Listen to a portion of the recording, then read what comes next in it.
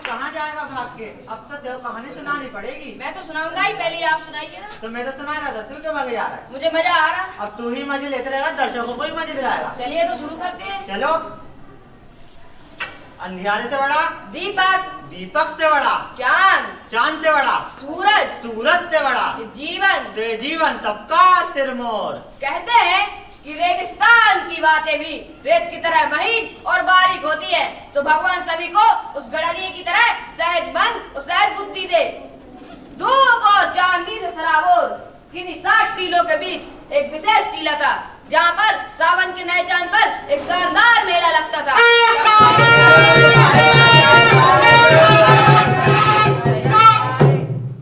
वहाँ से 4 खेतों की दूरी पर एक नदी बहती थी। नदी का पाट काफी चौड़ा था। हल्की सी बरसात से भी एक बार तो नदी आती थी। उस विशेष टीले का ऐसा ही चमत्कार था। एक बार एक गडरिया अपनी भेड़ों को झुंड को चराता हुआ मेले के दौरान वहाँ पहुँचा।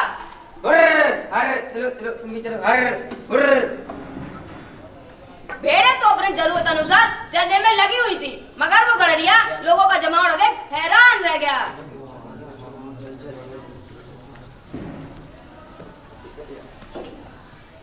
सुना है उपदेशक पानी में कूदते तो आग लग जाती है। आग वाग नहीं लगती, जब उपदेशक पानी को छूता है ना, पानी ठंडा बर्फ बन जाता है। तूने देखा है क्या? नहीं, मैंने सुना है। अच्छा, मेरे सुनते भी है क्या? सुना है उपदेशक मुर्दे में जान फूंक देता है। हाँ हाँ फूकते ना, तू मर के देख ले। भेड़ों का झुंड तो समझ में आता है, मगर मनुष्यों को इस तरह झुंड बनाने की क्या जरूरत? जिज्ञासा के वशीभूत वो गडरिया टीले के पास जाकर खड़ा हुआ। टीले के पास कुछ ही दूरी में एक बूढ़ा उपदेशक लोगों को उपदेश दे रहा था। रफ्ता रफ्ता ये जिंदगी आगे बढ़ रही है। कई टीले तो कई पहाड़, कई नदियां तो कई झरने, कई जंगल तो कई उजाड़, कई समंदर तो कई रेगिस्तान। खुदा की खुदाई को कोई नहीं जानता। मैं जानता हूँ। खुदा की खुदाई तो यहाँ से 500 कदम ही दूर है। बेवजह हंसो मत। यदि मेरी बात झूठ हो तो दंड भरने के लिए मैं तैयार हूँ। अरे भाई साहब, बड़े बड़े ज्ञानी खुदाई खुदाई नहीं जानते, तुम्हारी औकात ही क्या है? तुम भेड़ चराने वाले जाहिल, इन गहरी बातों को क्या समझ पाओगे? तुम्हारी हिम्मत हो तो शर्त ला सकता हूँ। अरे शर्त लगाने लायक तुम्हारी हैसियत ही क्या है? अरे नंगा क्या धोएगा और क्या नहीं चिड़ेगा? क्यों भाई? दमड़ी की लाठी के भरोसे सर दर्द नहीं लगाई जाती। तुम्हें ये दमड़ी की लाठी से आती है? इसके मुद्दे पर मैं 1000 भेड़ों को मजे से चराता हूँ। यदि मैं शर्त हार गया तो इस लाठी के समय सारी भेड़ें भी तुम्हें सौंप दूंगा। लेकिन तुम सबके पास शर्त लाने के लिए है ही क्या? आजा आजा आजा आजा आजा आजा आजा आजा आजा आजा। ये 1000 मोहरों की थैली, यदि मैं सर हार गया तो इसमें से 100 मोहरें तुझे दे दूंगा, लेकिन तुझे खुदा की खुदाई दिखानी पड़ेगी। यह भी कोई छिपाने की बात है? सभी लोग जी भर के देख रहा। चलो मेरे साथ, मैं दिखाता हूँ खुदाई खुदाई।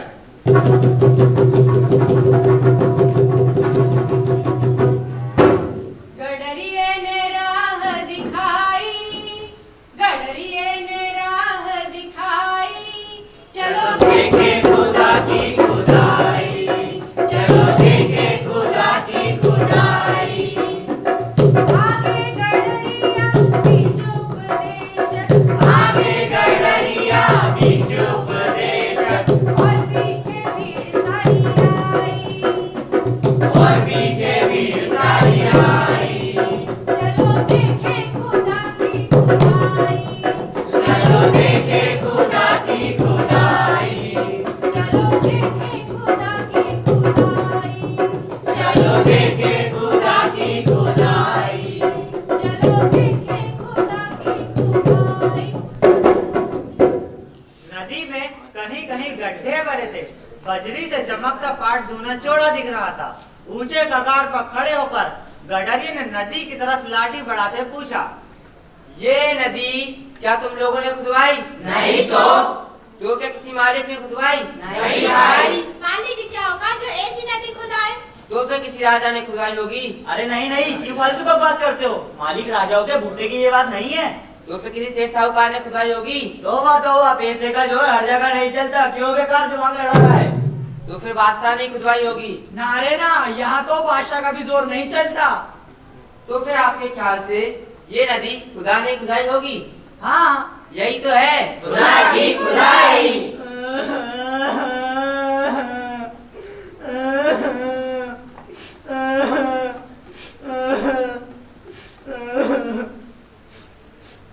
मुझे क्या एकदम मूर्ख समझ रखा है?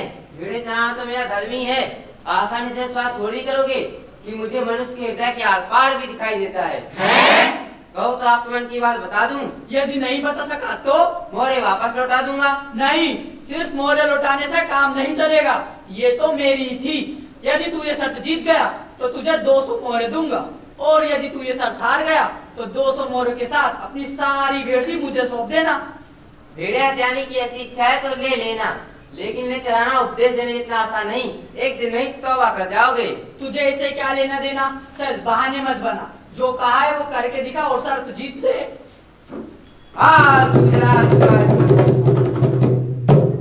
मुझे आपका मन पानी की तरह साफ दिखाई दे रहा है। आप भगवान से प्रार्थना कर रहे थे कि राजा की 1000 वर्ष उम्र हो, दिन दोगुना रात चौगुना उसका राज बढ़े, घर घर में अमन चैन की बंसी बजे, जरूरत मुताबिक उसके राज में हर जगह बारिश हो। बताइए आपके मन में ये चारों बातें थी कि नहीं? हाँ हाँ बताइए। अरे इनका चेहरा तो देखिए, चुप्पी है, बोलिए। हाँ।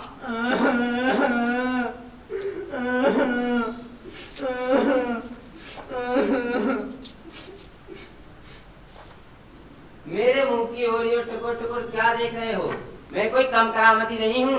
चाहो तो एक और शर्त ला सकता हूँ, आकाश के सूर को अभी जमीन को उतार दूं। तोबा, ऐसे बड़बोल तो भगवान को भी शोभा नहीं देते। थोड़ी बहुत तो सर में की होती। इसमें शर्म किस बात की? अगर अपनी बात पूरी कर ना बताऊं तो इनका सर और मेरी जूती। नहीं, मेरा सर और इनकी जूती। अगर साहब उतारना होगा। खरी बात तो उतारना ही होगा। मुझे यहाँ शर्त मंजूर है। यदि तू सूरज को नीचे उतार कर नहीं बताएगा तो 300 मोहर के साथ अपनी सारी भेड़ी मुझे सौंप देना, और यदि तू ये शर्त जीत गया तो तुझे 300 मोहरे और गिन दूंगा। जो कहा अभी कर दिखाऊं, चलो मेरे साथ।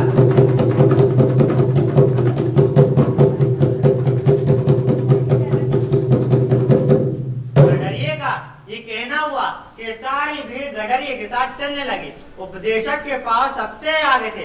गडरिया एक बड़े गड्ढे के पास आकर रुका। निर्मल पानी के भीतर चमकते सूरज को लाठी बढ़ाते उसने पूछा, ये क्या है? सूरज। आप बताइए, ये सूरज है या चांद? भला दिन के समय चांद की तो सकता है। हाँ, कैसे हो सकता है? अरे भाई, तुम इतना भी नहीं जानते? मैं तो भेड़ और कुदरत के अलावा कुछ नहीं जानता। यो सूरज और चांद को नीचे उतारना ठेठ बचपन में ही सीख लिया था। ये तो हर कोई जानता है, मैं भी जानता हूँ। तो फिर शर्त क्यों लगाई थी? अब हार जीत का फैसला आप ही लोग करिए, कौन हारा कौन जीता।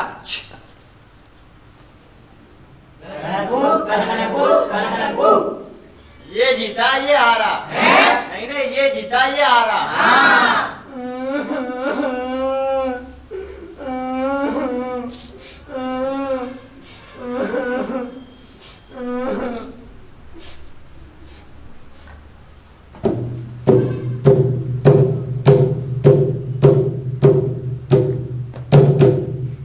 अभी तक तो मैंने तेरे कहे मुताबिक शर्त लगाई और मैं 3 बार हारा, जिसका मुझे कोई पछतावा नहीं है।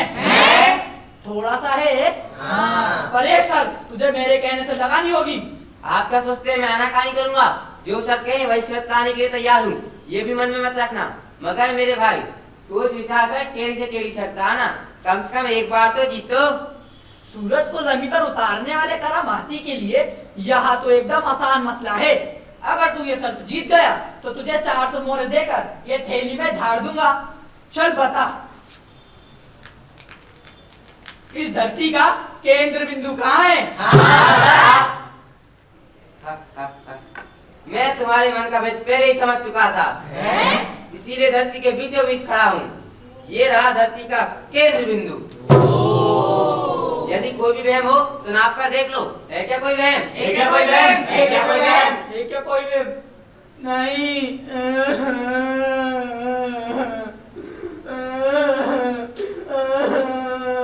बस रहने दो। ठेठ बचपन से ही दिल की आदत है। बातों ही बातों में मजाक कुछ ज्यादा ही खिंच गया। तुम्हारी हालत देखकर माफी मांगने की इच्छा हो रही है। ये मोहरे मेरे किसी काम की नहीं। बिना मेहनत की कमाई से सभी का अमंगल होता है। इसके बजाय मेरा एक मान रख लो तो जिंदगी भर उपकार मानूंगा कि झुंड तो भेड़ों का ही अच्छा लगता है। मनुष्यों का झुंड शर्मनाक तो होता ही है, नुकसानदायक भी कम नहीं होता। सही सीख के बजाय गलत सीख भीड़ के गले जल्दी उतरती है, जो मनुष्य का विवेक चढ़ जाती है। यह मर्म यदि तुम समझ गए हो तो हार कर भी जीत गए हो। बिना हार की जीव है। यदि कोई भला बुरा शब्द निकला हो तो माफ करना। अच्छा तो अब चलूं। हजार हजार राम राम, लाख लाख सलाम। आज तेरी संगत से मुझे नया ज्ञान हुआ है। आंखों की धुंध छटी है। तुझे अपनी मर्जी से 100 मोहरे देना चाहता हूँ, मना मत करना। नहीं नहीं, आज नहीं फिर कभी। 6 महीने बाद बड़ी बिटिया का गोना है। उस वक्त मुंह से मांगकर 11 मोहरे ले जाऊंगा। न्योता भेजूंगा, याद रखिएगा। दिल में उतरी हुई बात तो सपने में भी नहीं भूलती। जरूर आऊंगा।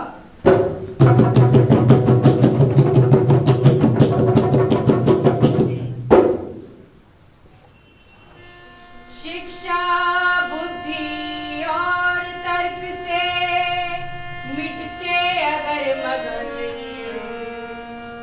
शिक्षा बुद्धि और तर्क से मिटते अगर मगर, और अनुभव से मिलती भई